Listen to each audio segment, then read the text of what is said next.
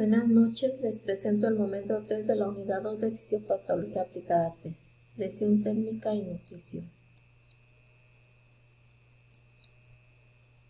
¿Cómo se define quemadura? Se define como lesiones producidas por alteraciones de origen térmico, calor o frío, sea cual sea el agente etiopatogénico y la presentación de dicha lesión. Menciona los 4 tipos de quemadura y da un ejemplo del agente que los produce.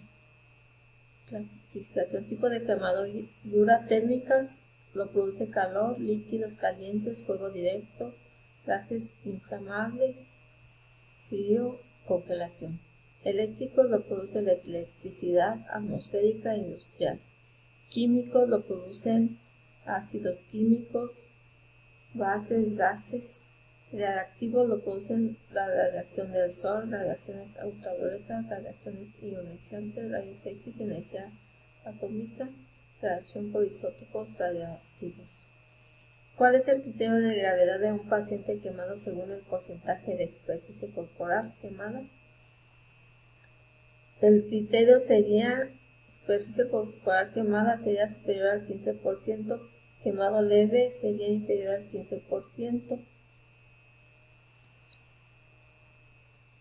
¿Cuáles son los 3 grados de las quemaduras y qué parte de la piel se ve comprometida en cada una? Hay 3 niveles de quemaduras. Las quemaduras de primer grado afectan solo la capa externa de la piel, causan dolor, enrojecimiento e hinchazón. Las quemaduras de segundo grado afectan ambas, la capa externa y la capa subyacente de la piel, causan dolor, enrojecimiento, hinchazón y ampollas. También se llaman quemaduras de espesor parcial. Las quemaduras de tercer grado afectan las capas profundas de la piel, también se llaman quemaduras de espesor total. Causan piel blanquecina, oscura o quemada. La piel puede estar adormecida. ¿Qué es la regla de los 9 para determinar la superficie corporal quemada y cuál es su variación para niños? Es un método que se utiliza para calcular la extensión cutánea quemada en un paciente. Consiste en dividir la superficie del cuerpo en áreas equivalentes al 9% de la superficie corporal total quemada o por múltiplos de 9. Para valorar la extensión de una quemadura en los niños se asume que la extensión porcentual de la cabeza es menor de 10 años, es 18% menos la edad, y la de los miembros inferiores es 27% más la edad.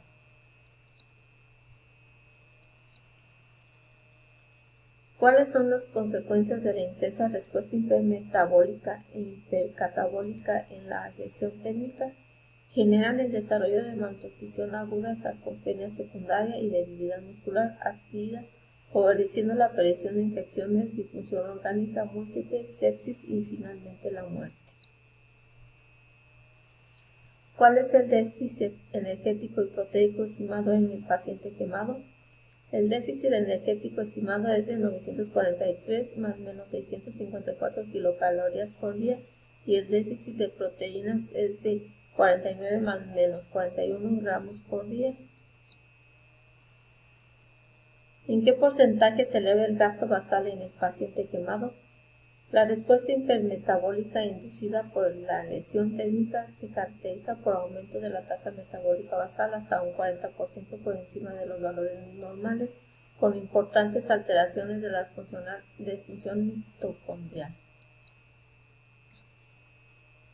¿Cómo se hace el consumo de oxígeno del paciente quemado crítico respecto a una persona sana?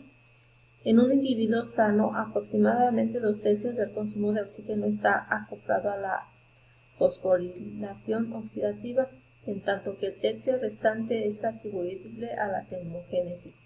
En el paciente quemado crítico, esta relación se invierte, presentando 1/3 de la respiración mitocondrial acoplada con la fosforilación oxidativa, en tanto que los 2/3 restantes de la respiración total son disipados como calor.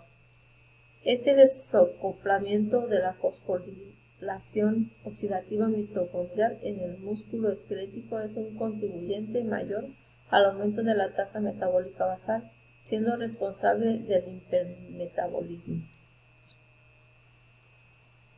¿Cuál es la fisiopatología de la hiperglucemia, la hiperglucemia y de la resistencia de insulina asociados a la lesión térmica. La respuesta fisiológica ante el aumento de la glicemia es la liberación de insulina por la célula beta del páncreas, lo que bloquea la producción hepática de glucosa y estimula la capacitación y almacenamiento de glucosa en los tejidos dependientes de insulina.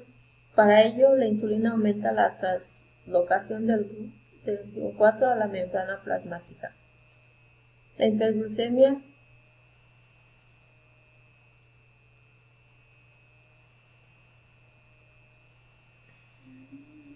se asocia con resultados clínicos adversos tales como hipermetabolismo retardado en las curaciones de las heridas, mayor incidencia de infecciones y mayor inmortalidad.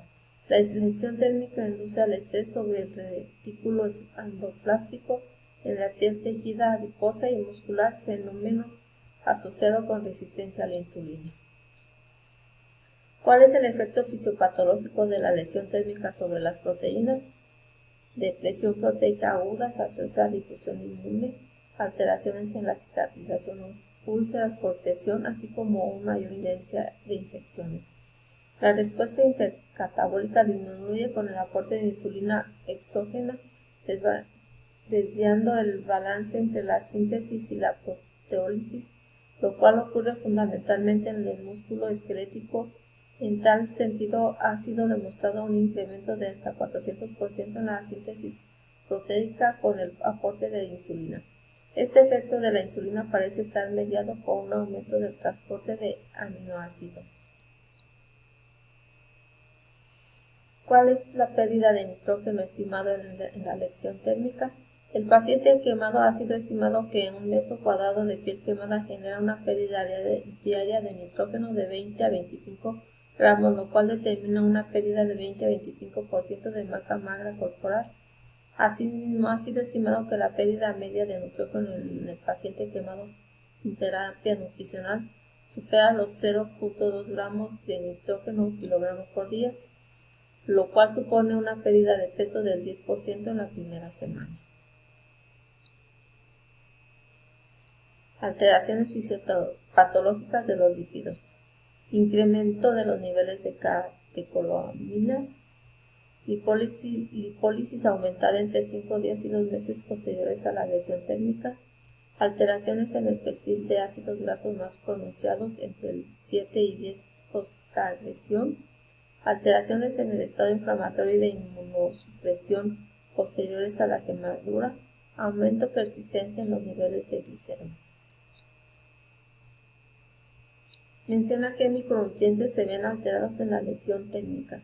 La quemadura representa un modelo de estrés oxidativo con una depresión severa de las defensas antioxidantes endógenas, por aumento de la excreción urinaria a través de las áreas quemadas, en particular de los micronutrientes antioxidantes cobre, selenio, zinc.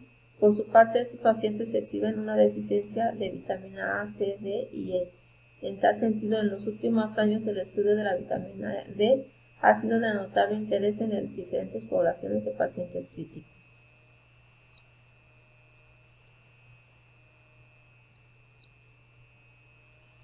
¿Cuál es la vía de administración nutricional recomendada para pacientes con lesiones térmicas?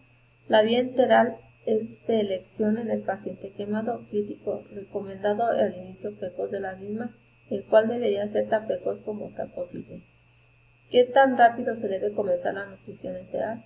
La nutrición enteral muy precoz es en las primeras 6-12 horas es segura y capaz de modular la respuesta hipermetabólica, disminuyendo de modo significativo los niveles de catecolaminas, cortisol y glucagón.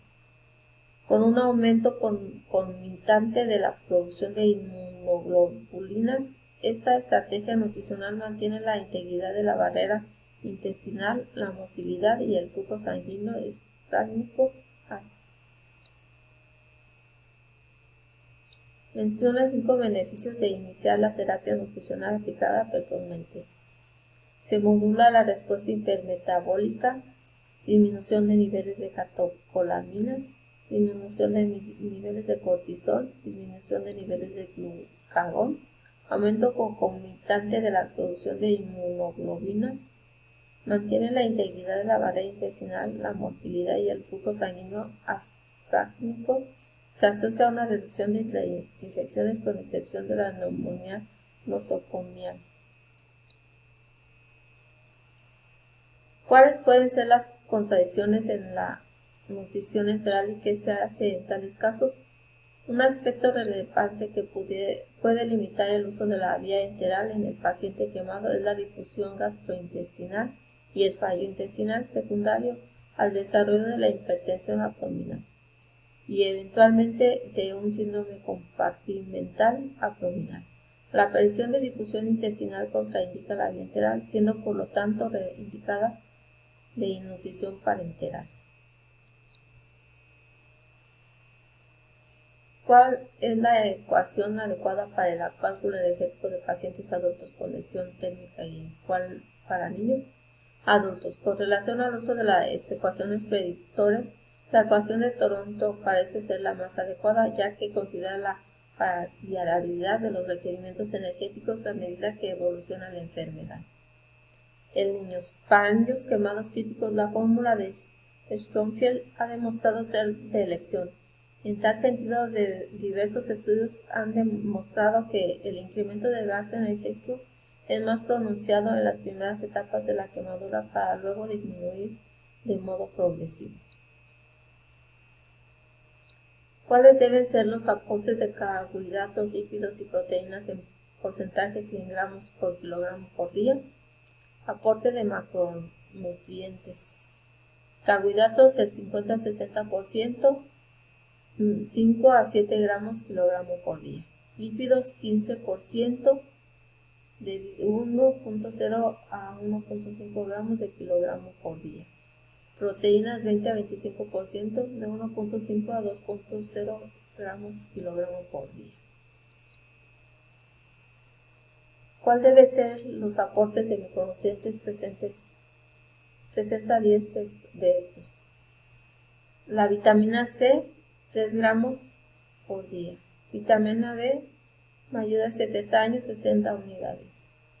Selenio, 300 a 500 gramos. Zinc, 25 a 40 miligramos. Glutamina, de 0,3 a 0.5 gramos kilogramos por día. Cromo, 15 miligramos por día. Vitamina A, 10.000 unidades. Vitamina E, 20 a 25 unidades. Bioflavonoides, 30 miligramos entera. Cobre, 40.0 a 5.0 miligramos. Gracias.